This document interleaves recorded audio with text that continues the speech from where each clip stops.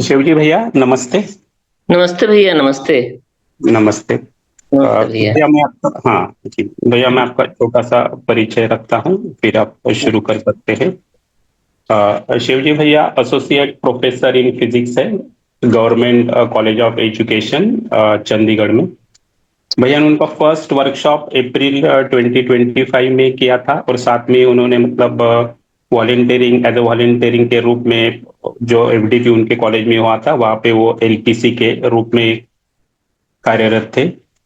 और अब भी जो उनके कॉलेज में यूएचपी सेल बना हुआ है उसके भैया को कोऑर्डिनेटर है। तो भैया आपका स्वागत है, ओवर टू यू। नमस्ते भैया। आवाज़ आ रही है भैया? हाँ बिल्कुल भैया, आवाज क्लियर है। जी। आपने परिचय रख ही दिया है, तो अब आगे वो देखता हूँ कि अभ्यास में जो समझ बनी है, इसके बारे में अगर कहूँ, तो ये अभ्यास मुझे बहुत ही अच्छे लगे और मेरी जितनी पढ़ाई और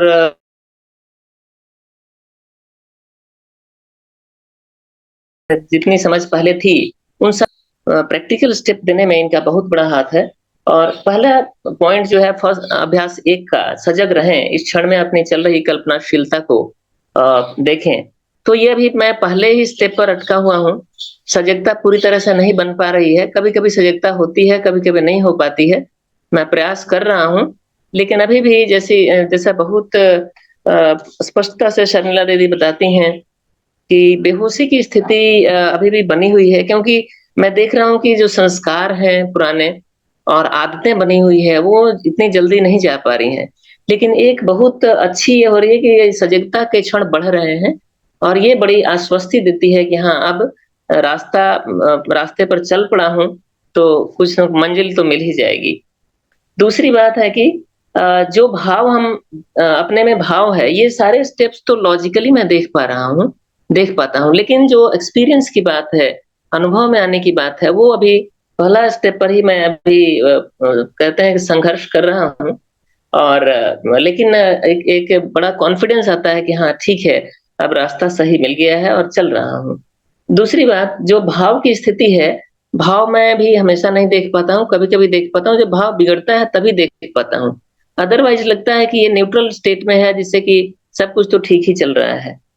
लेकिन जब भाव देखता हूँ तो लगता है हाँ, जो सहज स्वीकार्य भाव है उसमें खुशी होती है, और जो सहज स्वीकार्य भाव नहीं है, उसमें विरोध का और जैसे लगता है कि नहीं, कुछ अनईज़ी सा होता है। तीसरी बात है, इस क्षण आप में जो भाव विचार चल रहा है, उस भाव के साथ आराम में है, संगीत में है। हाँ, ये जब भाव विचार जो चल रहा है, अगर वो मेरे जैसे जिस तरह से एक्सपेक्टेशन है, उसके अनुसार चलता है, तब तो मतलब आराम में रहता हूँ। लेकिन जो एक्सपेक्टेशन के अनुसार नहीं चलता है, तो थोड़ी-सी पहले बहुत ज़्यादा विरोध होता था, लेकिन अब क्या है कि असहजता होने के साथ-साथ अवेयरनेस हो जाती है कि हाँ, ये क्यों ऐसा है? तो भाव उस क्षण बदल जाता है। चौथा में इस क्षण आप में हमारे जो भाव चल रहा है उसका निर्णय कौन लेता है? ये निर्णय अभी भी संवेदनाओं के आधार पर और जैसे जो हमारी ये है ट्रेडिशनल थॉट्स हैं, जो हमारी मान्यता है उसके आधार पर हो रही है। मैं देख पा रहा हूँ इसको कि जो निर्णय वैसे लॉजिकली तो ये है कि मैं निर्णय ले पा रहा हूँ, लेकिन अभी जब प्रैक्टिकली देखता हूँ तो निर्णय अभी भी अधिक से अधिक निर्णय संवेदना के अर्थ में और जो हमारी आदतें बनी हमारी मेरी आदतें बनी हुई है उसके अर्थ में हो रही है, और जो हम परंपरागत रूप से हमने जो स्वीकार किया है मान्यताएं उसके आधार पर हो रही है। लेकिन जैसे ही ये अवेयरनेस आती है, तब बड़ा एक तरह से हंसी भी अपने पर आती है कि ये कितनी कितनी चीजें मैंने अपने ऊपर एक कवरिंग रख रखी है। और फिर आनंद भी आता है कि हाँ, एक दिख रहा है कि ऐसी स्थिति है, तो धीरे धीरे इनकी इंटेंसिटी जो है वो कम हो रही है। उसके साथ जो इस क्षण में जो भाव चल रहा है उसका निर्णय किस आधार पर, तो मैंने जैसे बताया कि अधिक से अधिक आप जैसे मेरे बचपन से ही मैं देख पा रहा हूँ, अगर मतलब रिट्रोस्पेक्ट में देखता हूँ, तो ये पाता हूँ कि बचपन से ही एक आदर्शवादी सोच रही, एक ऐसे परिवार में जन्म हुआ जहाँ आदर्शवादी व्यवस्था थी, बड़ों का कहना छोटों को मानना था, और मतलब कई ऐसी आध्यात्मिक चीजें भी होती थी। रामचरितमानस शाम को रात को सोने के पहले दादाजी पढ़ते थे, हमें पढ़ने को बोलते थे। तो वो इस तरह का साधु लोग हमारे घर में आते थे गाँव में और महीनों रहते थे। तो इस तरह की आदर्शवादी सोच से तो हमें ये मतलब मान्यता बन गई कि नहीं यही एक अच्छी चीज़ है, बाकी सारी चीज़ें जो हैं वो अच्छी नहीं हैं, गलत हैं। तो वो मान्यता अभी भी हावी हो जाती है और जो आदतें इतने दिनों से बनी हुई है, वो आदतें भी हावी हो जाती हैं। लेकिन जैसे-जैसे अवेयरनेस होती है, जिन थोड़े से क्षणों में भी जब अवेयरनेस होती है, तो तुरंत ये लगता है कि अच्छा ये कितनी चीज़ ऐसी है जो कि हमें हटाने की आवश्यकता है, इस पर विचार करने की आवश्यकता है और धीरे-धीरे उनका जो स्ट्रेंथ है, मैं देख पा रहा हूँ कि वो कम हो पा रहा है। कौन-सा भाव आपको सहज तो ये एकदम क्लियर है, स्पष्ट होता है कि संबंध का भाव ही मेरे अंदर सहज स्वीकार्य है। क्योंकि एक उदाहरण मैं देखूँ तो मैं पिछले कई वर्षों जैसे 22 साढ़े 22 वर्ष हो गए इस कॉलेज में पढ़ाते हुए। तो शुरू से ही मैं देखता था कि जो शिक्षक हमारे साथी बड़े अच्छे पढ़ाते थे, जो हमारे ऑफ़िस के स्टाफ और जो भी साथी, सहयोगी जो अच्छा व्यवहार करते थे, अच्छा कार्य करते थे, बड़ी तन्मयता से कार्य करते थे, उनके प्रति बहुत रिस्पेक्ट आता था। और जो मतलब काम करने में हिचकते थे या वैसे आनाकानी करते थे या विरोध करते थे या जैसे ही जैसे सरकारी जॉब को समझ लें कि हाँ भाई, अबे तो हम क्यों करें? तो कल कई लोग ऐसा करते भी थे, आज भी कुछ लोग करते हैं, लेकिन समस्या अब मुझे लगता था नहीं ये तो बड़ी गलत है और इतना विरोध होता था कि बाहर से तो मैं व्यवहार उनसे अच्छा कर पाता था, क्योंकि ऐसी मतलब ये थी कि लोग हमें बुरा ना समझें, इसके लिए। लेकिन भीतर से इतना विरोध होता था, अब मैं देख पा रहा हूँ कि पिछले 22 वर्षों में जो स्थिति थी कि एकदम भीतर विरोध और बाहर से सब कुछ ठीक व्यवहार करने का प्रयास, इससे मेरी एनर्जी बहुत नष्ट होती थी। और जब एफडीपी किया यूएसबी का 1 अप्रैल में और उसके बाद जब ये जुलाई में मैंने अपने कॉलेज में 3 दिन का वो ऑर्गेनाइज करने में सहयोग किया एफडीपी, तो लगा तब जाकर के थोड़ी-थोड़ी क्लैरिटी हुई और अब क्या है कि किसी के प्रति कोई विरोध भाव नहीं हो रहा है। ये मुझे बहुत बड़ा अचीवमेंट लगा कि विरोध का भाव अपने किसी साथी के प्रति, चाहे वो कैसे कार्य कर रहे हों और लगता है कि नहीं ये मेरी कमी है मेरी रिस्पॉन्सिबिलिटी अगर मुझे समझ आ रहा है तो मुझे बातचीत करके और बातचीत कर उसे मतलब कम करना चाहिए और उस स्थिति को अच्छा करना चाहिए। तो उसके लिए मैं प्रयास कर रहा हूँ और अब क्या होता है कि मेरे ऊपर ये लगता है कि नहीं मेरा दायित्व है, मैंने क्या किया इसमें? उन्होंने अगर वैसा किया या उनकी आदतें हैं या उनकी मान्यता है, तो अगर मुझे लग रहा है तो मैं तो इतने सालों तक विरोध ही करता रहा। ऐसे कोई प्रिंसिपल्स नहीं रहे जिनसे मुझे लड़ाई नहीं हुई। छोटी-छोटी बातों पर मैं सोचता था कि नहीं प्रिंसिपल को ऐसे करना चाहिए। तो इतनी लड़ाइयाँ हुई, कई बार प्रिंसिपल्स ने कई तरह की पनिशमेंट देने की कोशिश की और उसमें सारी ऊर्जा मुझे अपने रिप्रेजेंटेशन देने, उच्च अधिकारियों के पास जाने में और हालाँकि मैं पढ़ाता था, अच्छा पढ़ाता भी था, रिजल्ट भी अच्छे निकलते थे। लेकिन मैं सोचता था कि मैं जो कर रहा हूँ वही सही है। और अब देखता हूँ तो लगता है कि कितनी बड़ी गलती इतने मतलब वर्षों से अपनी एनर्जी को किधर मैंने ये किया कि उस चीज़ को मैंने अगर सँभाल लिया होता, ये चीज़ अगर मुझे पहले मिली होती, तो कितना आनंद आता और कितने आनंद पूर्वक मैं आगे बढ़ता। लेकिन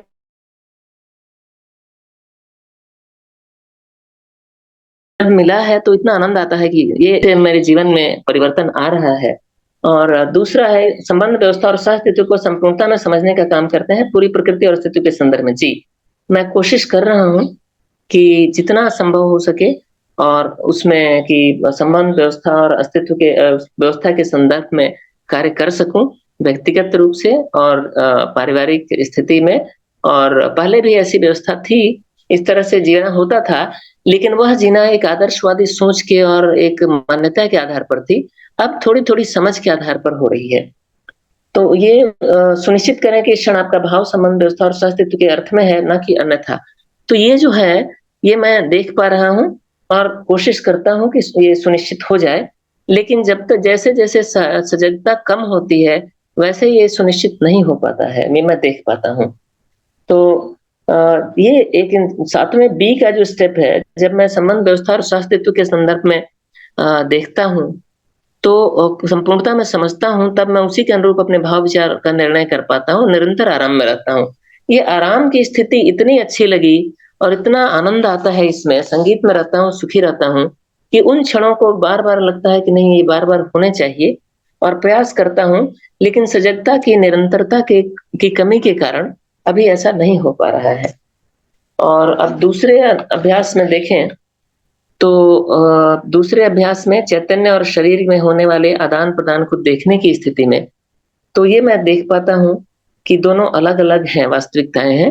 लॉजिकली देख पाता हूँ और काफ़ी समय तक मतलब ये लगता है कि हाँ, शरीर अलग है, मैं अलग हूँ। जब मैं सजग रहता हूँ अपनी कल्पनाशीलता में, तब ये लगता है कि मैं देख पा रहा हूँ।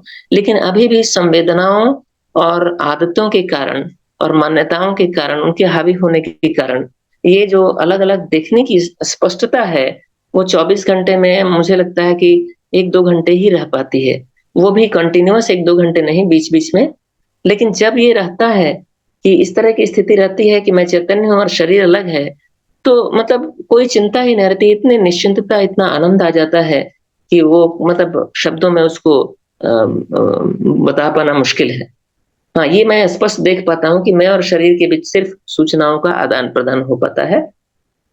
शरीर को क्या संकेत देना है और किस संवेदना को पढ़ना है, इसका निर्णय लॉजिकली तो मैं ही लेता हूँ, लेकिन अभी भी जीवन में ये आ नहीं पाया है और मैं प्रयास कर रहा हूँ इसके तरफ अध्ययन से और अभ्यास से। संवेदना से अलग होते हुए संवेदना को पढ़ पाता हूँ, मैं शरीर से अलग हूँ। ये अभी पूरी तरह से नहीं आ पाया है, संवेदनाओं में बह जाता हूँ कई बार, लेकिन बहने के बाद जब जब सजगता आती है, तब फिर मैं उसको देखता हूँ और उसके बाद फिर उसको कोशिश करता हूँ कि फिर ये संवेदनाओं का, लेकिन संवेदनाओं की जो इंटेंसिटी है, उनके प्रभाव की तीव्रता है, वो बहुत कम हो गई है। ये एक बहुत अच्छा मतलब अचीवमेंट मैं मानता हूँ। बाह्य परिस्थिति का प्रभाव शरीर तक पहुँचता है, उसे मैं निर्णयपूर्वक पढ़ता हूँ।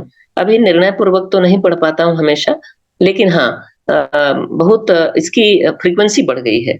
इसकी जो आवृत्ति है, ये बढ़ने से क्या हुआ है कि मुझे आराम और सहजता लगने लगी है।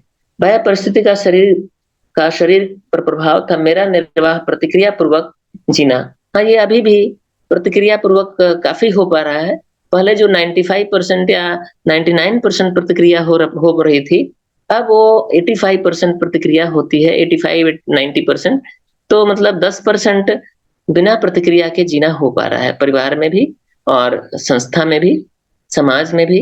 इससे मेरे अंदर ही बहुत ही आराम और एक ऊर्जा काफ़ी ऊर्जा लगती है कि मैं बहुत काम कर पा रहा हूँ आज भी और बिना किसी प्रतिक्रिया के, बिना किसी भीतर के विरोध के, जो पहले वही कार्य करता था और बड़ा विरोध करता था, विरोध से करता था। अब बिना विरोध के उन कार्यों को करता हूँ और फिर ध्यान ये रहता है कि और मैं क्या कर सकता हूँ?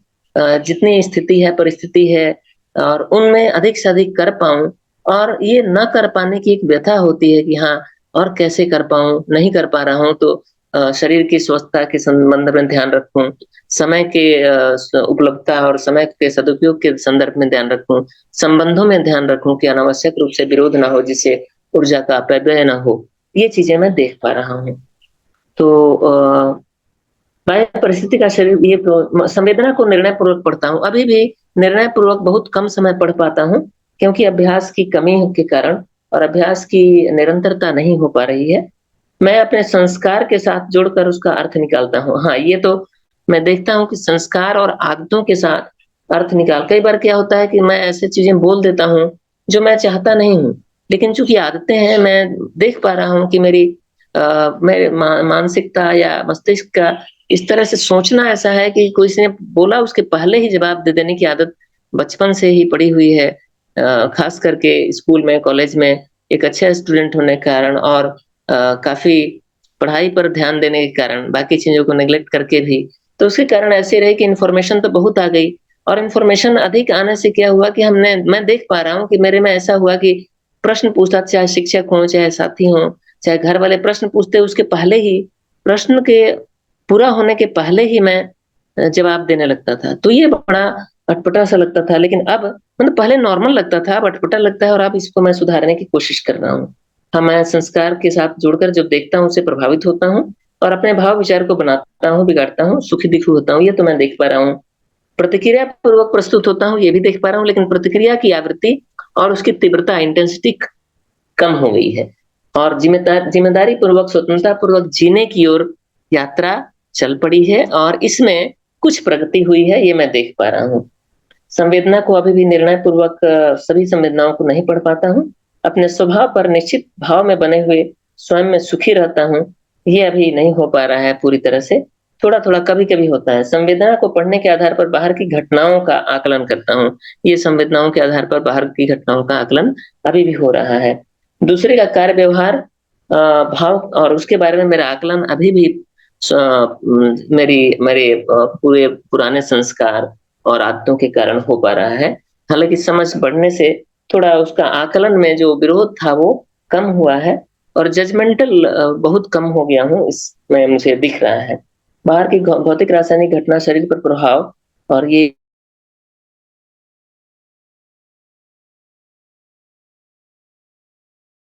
बहुत कम हो गया है।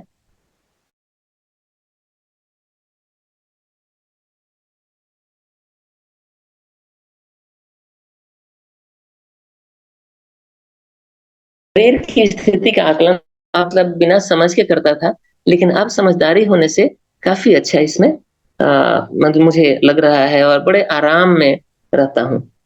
मेरा हुनर शून्य के सह-अस्तित्व में बना हुआ है। ये शून्य का जो कांसेप्ट है, लॉजिकली तो मैं समझ पा रहा हूँ, लेकिन जैसे-जैसे कभी वैसे अनुभव होता है, बहुत कम क्षणों के लिए, लेकिन जब क्षण अनुभव होता है, तो पूरी प्रकृति के प्रति, सारी व्यवस्था के प्रति, सबके प्रति कृतज्ञता से मन भर जाता है। चाहे वो कुछ क्षण के लिए 5-10 मिनट के लिए 24 घंटे में होता है। वो कृतज्ञता से इतनी ऊर्जा आती है, इतना आराम लगता है, इतना आनंद आता है, मुझे बड़ा मतलब अच्छा लग रहा है। तो ये लगता है कि हाँ अ, आवश्यकता के अनुसार सूचनाओं का आदान-प्रदान करता हूँ। यह काम आवश्यकता के अनुसार सामयिक रूप से करता हूँ, निरंतर नहीं। शरीर मेरे लिए एक उपयोगी साधन ये स्पष्टता बनी है। और आगे ये देखूँ कि सुख स्वभाव के रूप में स्पष्टता अभी नहीं बनी है। लॉजिकली बन पाई है, लेकिन जीवन में ऐसा जीने में नहीं आ पाया है। इधर धीरे-धीरे कभी-कभी इसकी अवेयरनेस होती है तो अच्छा लगता है। इसके बाद इसके संबंध में सुनिश्चित करने के लिए कार्यक्रम तो कर रहा हूँ। जितना समय मिल पाता है उसमें कोशिश ये कर रहा हूँ कि कार्यक्रम बनाऊँ जैसे पढ़ने का, अध्ययन का समय डिस्कशन का समय और देखने का समय, संबंधों को देखने का समय, घर में पत्नी से और बच्चों से बात करने का, साथियों से बात करने का और ये कार्यक्रम कोशिश कर रहा हूँ करने का और काफ़ी इसमें सफलता भी मिल रही है और जितनी सफलता मिलती है उतना आत्मविश्वास बढ़ता है। हमारा कितना कार्यक्रम अभी भी अनुकूल प्रभाव के जुटाने के अर्थ में है, तो मैं समझ रहा हूँ कि पहले जो 95% अनुकूल प्रभाव 99% होता था, वो 90% अनुकूल प्रभाव के जुटाने के संदर्भ में हो रहा है और इधर समझ बढ़ाने के लिए कार्यक्रम बन रहे हैं और हो रहा है। धीरे-धीरे मुझे लग रहा है कि मुझे प्रयास नहीं करना पड़ रहा है, प्रकृति और व्यवस्था स्वयं ही ऐसा प्रयास कर पा रही है। कितना कार्यक्रम अभी चैतन्य के अर्थ में है, वही 5 मतलब 5 से 10% अभी कार्य हो रहा है। बस 90 से 95% अभी भी शरीर के अर्थ में है।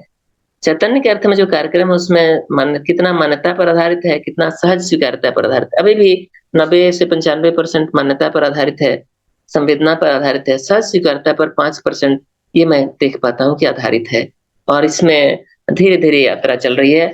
जिस तरह से पहले शेयरिंग में मैंने बताया भी था और कहा भी था कि बड़ा अच्छा लगा मुझे भगवत गीता पढ़ने और उस पर रिसर्च करने के बाद चीज़ें लगता था कि मैं बहुत जानता हूँ और उस समय लगा था कि ये बहुत अच्छी चीज़ मिल गई है, लेकिन जब प्रैक्टिस करने जाता हूँ तो लगता है कि ये कितना कठिन है, क्योंकि एक स्टेप भी आगे बढ़ने में मतलब इतनी परेशानी हो रही है, किसी ने कुछ कह दिया तो तुरंत जजमेंट हो जाता है। ये बड़ा ही जटिल कार्य है लेकिन ये देखता हूँ कि इतनी कृतज्ञता होती है सबके लिए, खास करके जब शर्मिला दीदी को सुनता हूँ और यशवंत भैया को, गोपाल बाबू भैया को, सोम भैया के साथ जो शिविर करने को मिला, तो ये गणेश सर को सुनता हूँ, तो ऐसे लगता है कि इतने लोग लगे हुए हैं और इतना ट्रांसफॉर्मेशन उनके जीवन में आया है, तो मुझे आश्वस्ति बनती है। बड़ा सेल्फ कॉन्फिडेंस आता है कि हाँ, मैं भी कर पाऊँगा। मैं कृतज्ञता व्यक्त करता हूँ बाबा जी के प्रति, जिन्होंने ये दर्शन दिया, राजेश बहुगुणा जी के प्रति, आदरणीय राजेश बहुगुणा जी, रंजीत भैया, भाग्यशाली दीदी, प्रिया दीदी, चरणजीत मदान भैया, मनीषा दीदी, अजय भैया, अजय पाल भैया, यशवीर जी, मनु शर्मा सर, शंकर सहगल सर और शर्मिला दीदी, सुनील भैया और यशवंत भैया, इतने लोगों ने मुझे मेंटर के रूप में इतने अच्छे लोग मिले और इतना रोज-रोज मुझे ये जो डोज़ मिलता है, इतना आनंद आता है और ये मैं सजगता इससे बढ़ने में, सजगता बढ़ाने में मुझे बहुत सहायता मिलती है और मैं आगे भी इस पर मैं इससे कंटिन्यू करूँगा। मैं जैसे 10वीं बैच से मैंने शुरू किया था लेकिन 11वीं 12वीं बैच में मैं नहीं कर पाया। भाग्यशाली दीदी ने फ़ोन किया तब मैं 13वीं बैच को पूरी तरह से कर पाया और उन्होंने बताया कि कैसे करना है, सारे काम करते हुए भी कर सकते हो। तो सुबह व्यस्तता रहती थी लेकिन अब मैं कर पा रहा हूँ, अधिक से अधिक कर पा रहा हूँ और इसे जीवन में लाने उतारने की कोशिश कर रहा हूँ। स्वयं में समझ के लिए कितना समय लगा सकते हैं, तो 2 घंटा समय तो लगा ही रहे हैं। कोशिश कर रहे हैं अध्ययन और मॉर्निंग सेशन स्वयं के वैभव के रूप में अपनी वर्तमान ज़िम्मेदारियों के साथ-साथ परस्परता में सामाजिक भागीदारी के अर्थ में कितना समय निकाल सकते हैं। तो कॉलेज में भी यूएचबी सेल बना और हमारी प्रिंसिपल सपना मैडम ने बड़ी अच्छा मतलब इतनी अच्छी हैं और इतना अच्छा से उन्होंने हमें सहयोग दिया और यूनिवर्सिटी से भी लोगों का सहयोग मिला, आप सबका सहयोग मिला। तो यूएचबी सेल का कोऑर्डिनेटर मुझे बनाया गया है और हमारे साथियों का सहयोग मिल पा रहा है और हम जल्द ही उसमें कार्यक्रम शुरू करने वाले हैं। अभी बीएड का एडमिशन अभी शुरू हुआ है फर्स्ट सेमेस्टर का, तो उसमें कुछ बच्चों को डालना था, तो जल्दी ही हम इसमें कार्यक्रम शुरू करेंगे।